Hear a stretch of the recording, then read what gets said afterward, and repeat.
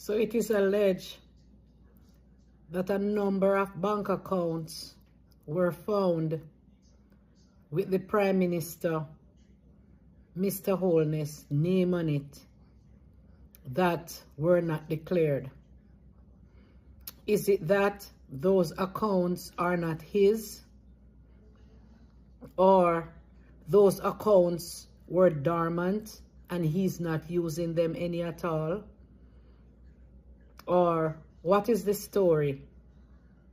Because when you're rich, you know, you can really have some money somewhere about the place and you know, remember, so you have them, you know. Yes, man. When you're rich like the Prime Minister, you can have some accounts that you don't remember, so you have them. So, what is the story? I am not sure why the Prime Minister would not declare them. Mr. Prime Minister, what is the story? The public is waiting. Says Ryme Nation family, welcome back to the channel. Hope everyone is doing good today. So, Integrity Commission recommendation to charge Prime Minister Andrew Holness for money in parents' bank account rejected. So previously, the Integrity Commission filed a special report to the House of Representatives, wherein Prime Minister Andrew Holness failed to declare the amount of monies in his father's and mother's bank account, also a former constituency office manager's account, Ryme Nation family. So the commission said that on August 30th of this year, its Director of Investigations, Kevin Stevenson, recommended that consideration be given to charging the Prime Minister for the monies located in 4 accounts at Scotiabank, belonging to his father, mother, and former constituency office manager. 2 of the accounts belong to his mother. 1 belongs to his father and the other to the former constituency office manager. So Ryme Nation family, at the time of the probe by the Integrity Commission, so the first account for his mother held a balance of approximately $300,000. The second account for his mother had a balance of $60,000. His father's account had $11,000, while his constituency office manager's account had $823. In total, the 4 accounts red flagged by the commission held a balance of $384,130 Jamaican dollars. So the Prime Minister told the commission he had no personal knowledge of the funds in the 4 accounts.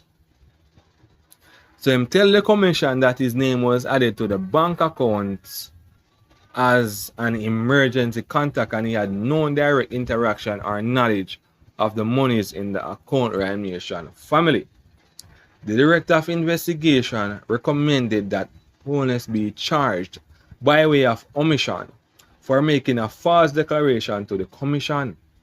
But a few days later down the road on September 2nd this year, Ryme Nation family, the Director of Corruption Prosecution, Keisha Prince Kamika, said no, Andrew Holness shouldn't be charged, Ryme Nation family. So she ruled that the Director of Investigations had not presented a strong enough case to support his recommendation for the Prime Minister to be charged. So Ryme Nation family, so right about now, I'm going to make you listen to the previous report from Nationwide on this matter, and then afterwards I'm going to listen to the recent one what they did today, wherein Prince Kamika said that Andrew Holness shouldn't be charged because, you know, them never presented enough evidence for him to be charged. So listen to the reporter. Nationwide News understands that a special investigation report submitted to the House of Representatives this morning is in relation to Prime Minister Holness's uncertified statutory declarations. The Prime Minister's declarations have been the subject of intense political debate for almost 3 years. The Integrity Commission confirmed on Thursday that it has submitted 2 reports and their associated indicative rulings to Parliament for tabling. That immediately sparked intense speculation about the contents of the report. Siobhan Campbell reports. Prime Minister Holness's statutory declarations have remained uncertified by the Integrity Commission since 2021. This has sparked relentless attacks by the opposition People's National Party on the Prime Minister. Opposition leader Mark Golding has repeatedly seized the opportunity to question the integrity of the Prime Minister due to the lack of certification. Throughout this period, the country's anti-corruption watchdog has been deafeningly silent on the matter. However, the Commission partially lifted its silence earlier this year with its annual report. It revealed that it was nearing the completion of the certification process for the Prime Minister's declarations. Today, the Integrity Commission disclosed that it has submitted to Parliament a report of investigation, an associated indicative ruling, and the full ruling from its Director of Corruption Prosecution.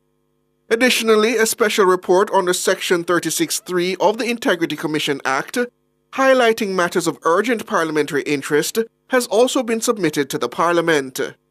Section 36(3) of the Act allows the Commission to present a report on any issue deemed deserving of special parliamentary attention.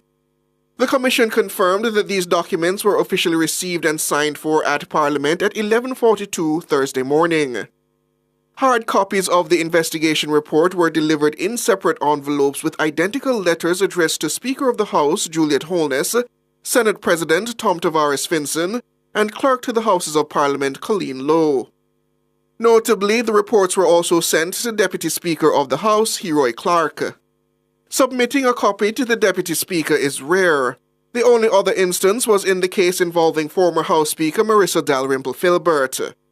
In September 2023, the Integrity Commission's Director of Investigations, Kevon Stevenson, referred Mrs. Dalrymple-Filbert to the Director of Corruption Prosecution for allegedly making false statements related to a vehicle purchased in 2015 that was not included in her statutory declarations for 2015 to 2021.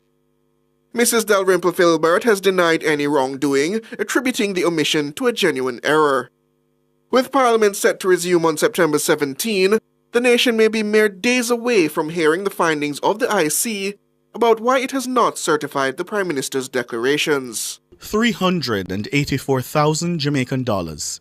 That's the amount of money in the 4 bank accounts for which the Integrity Commission flagged Prime Minister Andrew Holness in probing his statutory declarations. The Commission has not certified the Prime Minister's declarations for 3 years.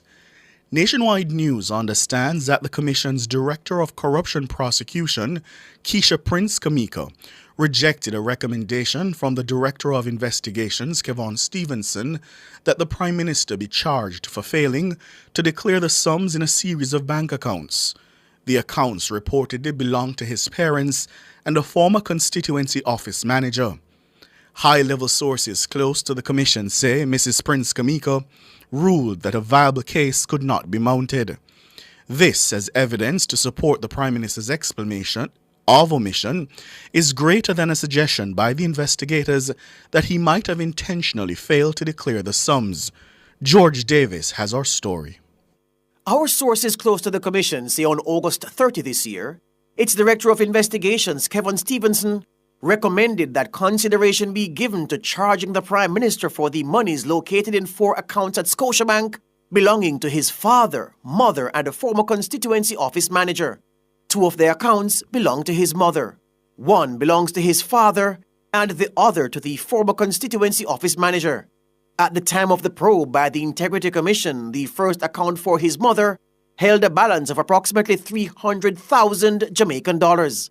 The second account for his mother had a balance of 67,000 Jamaican dollars. His father's account had 11,000 Jamaican dollars, while his constituency office manager's account had $823. In total, the 4 accounts red flagged by the Commission held a balance of $384,130. That's Jamaican dollars.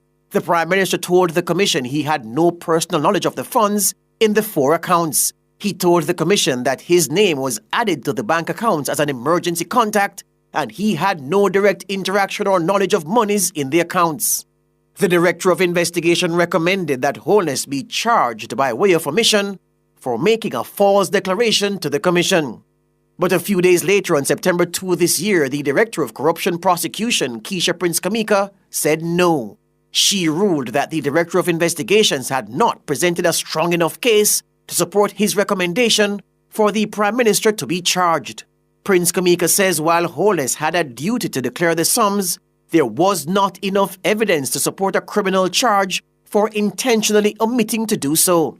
Prince Kamika wrote, quote, "In light of the foregoing, there is insufficient evidence on file to establish that the Honourable Prime Minister, by way of omission, made a false statement in his statutory declarations for the period ending December 31, 2021, as it relates to the BNS savings accounts.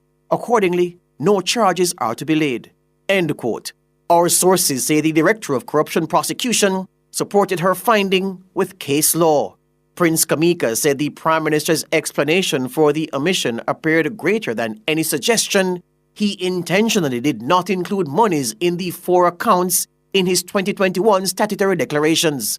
Prince Kamika reportedly wrote, quote, "In accordance with the principles outlined in Regina versus Jones and Wicker, therefore the prosecution would again be challenged to establish that the omission was intentional, as required for the knowingly element of the offence, in the face of even greater support for the explanation which has been provided." End quote.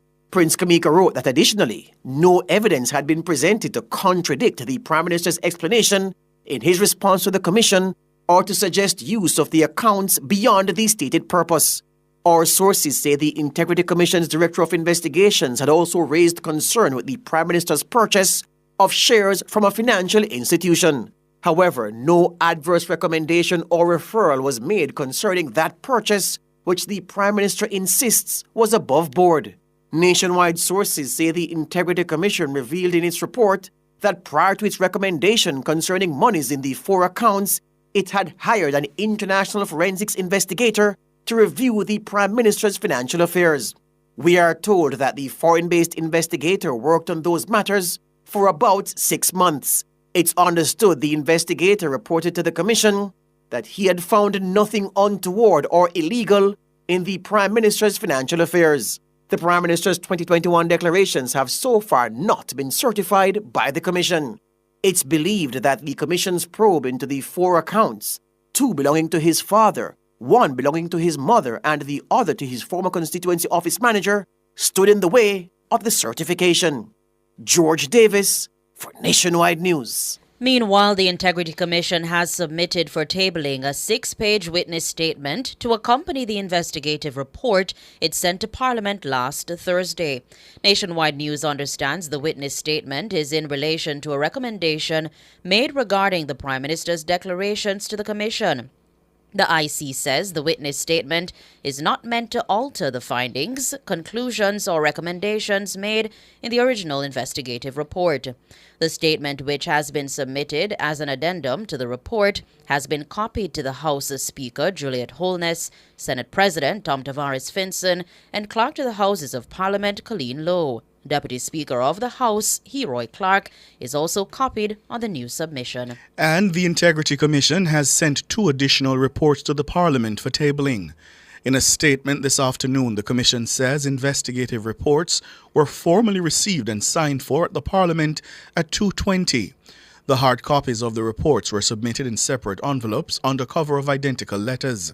They were addressed to the Speaker of the House of Representatives, Juliet Holness, Senate President Tom Tavares Finson, and the Clerk to the Houses, Colleen Lowe.